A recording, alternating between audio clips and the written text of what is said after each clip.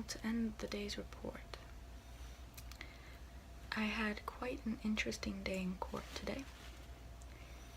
And I also brought you your rose water and vinegar so that way we can start washing your plague off, of course, trying to get you back to health so that way none of these usurpers can rise anymore. Which, once again, I must remind you that I've been doing my best in handling. I've thrown many powerful men in jail, executed a couple just in case, which brings me to my point that I was originally going to make. Today I had quite an interesting day in court. As I already told you before, let me just put the rose water in the vinegar.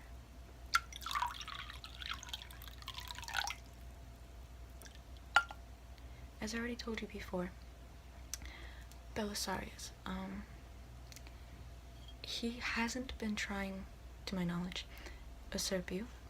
He's been faithful. He says that he won't pursue the purple cloth as long as you still are alive, despite the fact that you are quite ill. People say you're on your deathbed. I reject that claim. I'll make you feel better and I'll get you back to health. But he won't pursue the purple cloth as long as you're alive.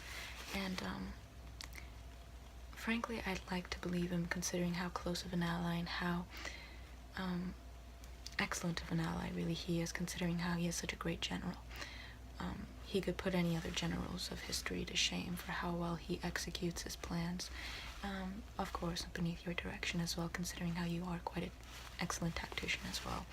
What with your whole scheme with making the neighboring countries revolt so that way we can conquer North Africa while the conquerors of North Africa are distracted trying to tame the revolt in those countries. That was an excellent strategy. And then Belisarius obviously traveled into North Africa peacefully, not conquering or pillaging any villages, but rather being quite kind to them and whatnot, just trying to make their way to Carthage and whatnot. That was an excellent strategy, I must say. But unfortunately, there have been numerous riots going on about Belisarius taking the throne and how you and I are merely people that are standing in his way of claiming the throne and bringing the country to a more higher standard. So with so many riots going on, he's claimed that he's tried to quiet those those riots and whatnot, but I unfortunately can't take that risk because frankly right now we're playing a game of risk and I'm not taking any. Here.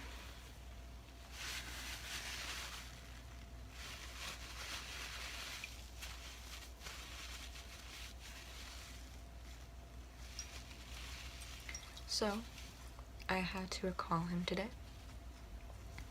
I confiscated his fortunes, that way he would have nothing to rise up with. And, what else did I do?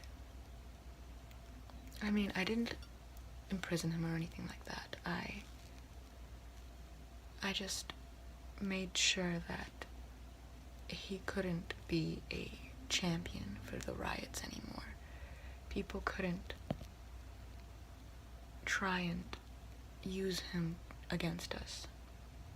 And even if he decided that one day he would just snap and decide that his vows and his loyalty meant nothing to him, then he still would be powerless to basically overthrow us. So your throne is still very much secure. And I've also been leading some of my own little rules and petitions as well. I've been doing my best to make sure that women have more rights and safety within the country, or within the nation, empire rather. And by doing so, let me just pour a little more rose water so that way the vinegar doesn't smell so bitter. By doing so, I've been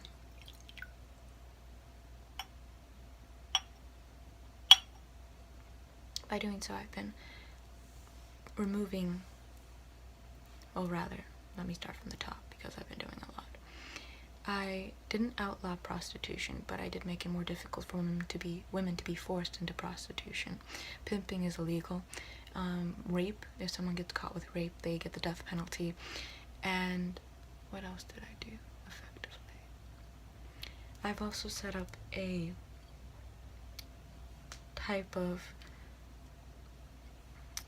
in a sense, monastery, but not quite, towards the eastern side of the empire, for women who were former prostitutes to support themselves when they found themselves out of work.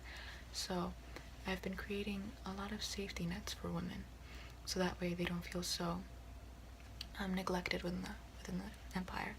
And I've also been allowing women to have more right or claim over their children, and to be allowed more right to their property. And by doing so, I've been doing my best to make women feel more comfortable when it comes to this empire. As you've also been doing your excellent paper of, creating the Justinian, or the Code of Justinian, or the Code of Justinian.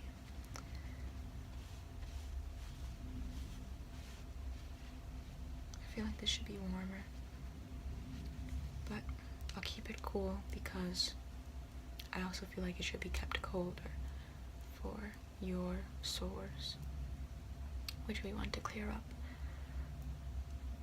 So far, the tally is that 1 in 4 people will die of the plague.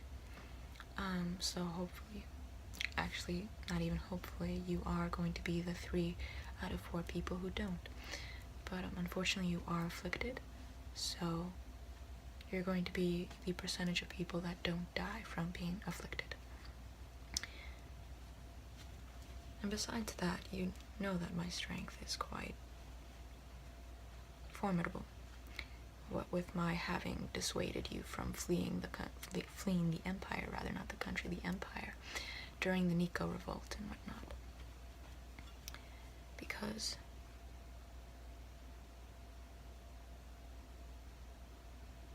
during the Nico revolt, as you can remember, if you're awake and not in a coma, during the Nico revolt, they were the blues and the greens, the factions, the political parties basically supporting the sports, basically. Like, it's literally people rooting for sports that are also political parties. The greens and the blues, which you had reasonable enough doubt to know that they weren't just trying to revolt against you for their own personal means, but rather for political means. They were being urged on by an outside force that wanted to usurp you, but within your own political sphere, because they were asking for certain things that a normal populace wouldn't ask for. They were asking for certain people within our political sphere to be deposed of, but yet they didn't affect them. They were just people that had no ties with the public. They were more people that others within our own sphere didn't like and wanted to get rid of. So, as you can recall, you wanted to flee because those factions are quite powerful and intimidating, but I dissuaded you and your council from doing so. And I believe, if I can quote, I said that it is true that a woman's place isn't here in a man's council giving a man counsel, but what is fact is that, what did I say? What is fact is that all men must die someday, and isn't it better to, I would rather see an emperor, and I would not be able to bear seeing an emperor fleeing an empire and living in squalor, something like that, knowing what he is missing out and risking the more probable outcome of you wishing for death within your exile. Yes, an emperor in exile, rather, not living in squalor.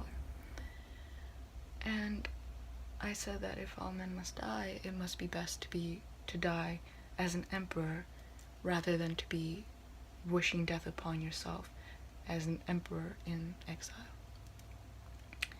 Something like that. I butchered the honor in my words originally stated, But afterwards, Belisarius and the other general ended up drawing up military plans, and you ended up aiding them and leading them, of course, as their emperor. And when you ended up considering how the mob, the two factions, were bought off, their loyalty was bought off, rather, you considered buying off the loyalty of them to our favor. So you sent off a person who, with a bag of money, to buy off the loyalty of many of the blues, considering how we do and did support the blues and their interests, even though we still have to take care of that because we don't want to be that corrupt. I mean, we can sympathize with them considering how our sympathies naturally lean towards them, but they are still a group that have ideals that we don't share, and so we can't easily be bought off by them just because we usually agree with them. More rose water. Vinegar smells so bitter. Anyways. And still, I do remember how we met. You were the supporter of the blue faction. I was working for the blue faction as a actress. Though technically, that means prostitute. And though you didn't meet me during those times, and I did have quite the reputation during those times of being a very interesting and wild character,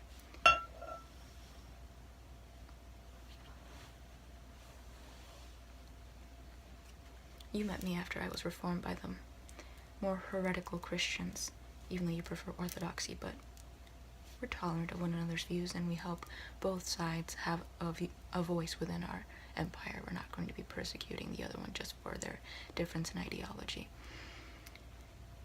Like those ideologies would like us to persecute the other one.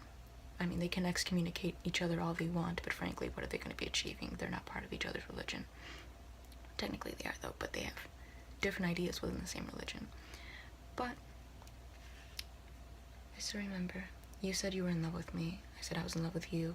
Your aunt didn't like me because of my background. There was a law prohibiting people in political spheres to marry actresses or women of irreputable backgrounds. You asked your uncle, Emperor Justin, if he could repeal that law. He couldn't because of your aunt's disapproval of it, but nonetheless we still lived together as man and wife. And then later on, when your aunt died, your uncle repealed the law, and we ended up getting married. And then he died, and then you ended up taking the throne. And we both came from humble means as well. You're a little peasant boy. Your uncle became emperor after being a soldier. It wasn't like he came from royal blood either. And then I was just a little girl who was thrown into the blue faction entertainment, being thrown into a brothel where I had to service the men at a young age, and I did quite well in my role, so it's okay. But anyways, the blue faction and the war. So your two generals, one of them being the one I recall today, they ended up rushing in after a lot of the blues were paid off, and they left by the other man you sent to pay them off. And they ended up slaughtering 30,000 men in that field.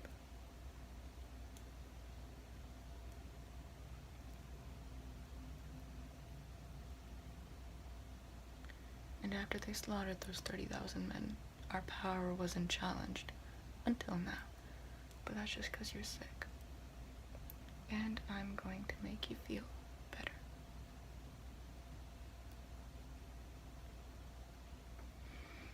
And while you're feeling sick, I'm going to be ruling like I always do. Because even before, when you were sick, I was still ruling behind the scenes as your co-ruler. But I'm going to be ruling now, trying to keep everything in order, because if you haven't noticed, I mean, Rome is notorious for having civil unrest and uprisings, and whenever there's any problem with an emperor, they immediately call for his head and whatnot. But right now, no one's really come to question you. They can do so in their own homes, but they're not going to be doing so in public. Otherwise, they will be facing the severity of the law, which you created, and will most likely last for thousands of years to come, for how well written it was. But obviously, since it was written by an intelligent man, it's going to stand the test of time. Anyways, just a little more rose water and a little more dabs, and your ailment for the night should be finished.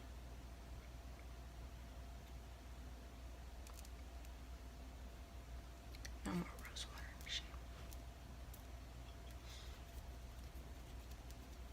Hurt my finger.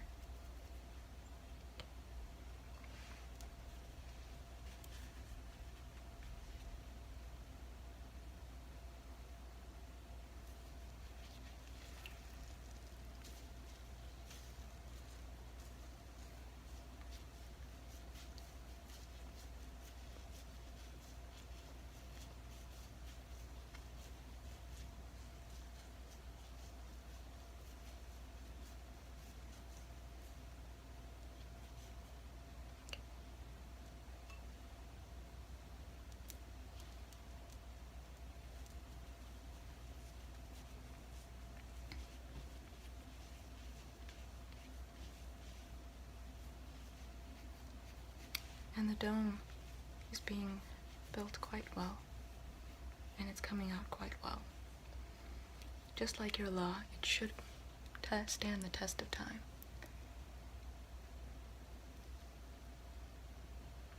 It looks marvelous. It has mosaics. It's built with a dome at top, which obviously is quite a notable feat considering how architecturally difficult it is to build something like that.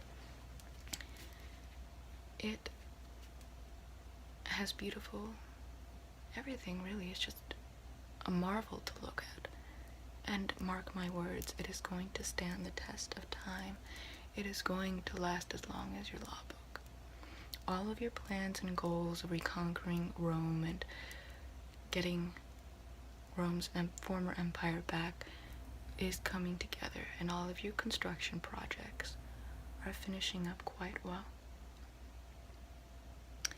You've conquered North Africa, Asia Minor, or rather, North Africa, Italy, and Anatolia, and yeah.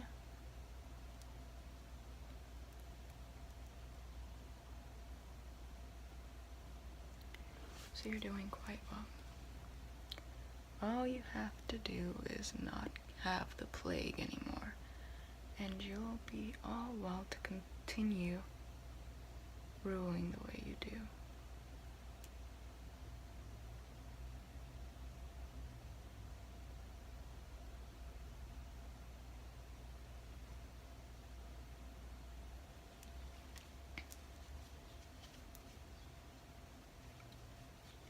This rag has to be burned now. That way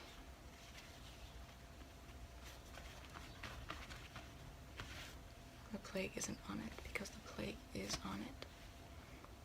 But frankly, considering all of my achievements and considering all of my perseverance, my defense, how well I can run an empire, and how ruthless I can be, not even the plague wants to mess with me.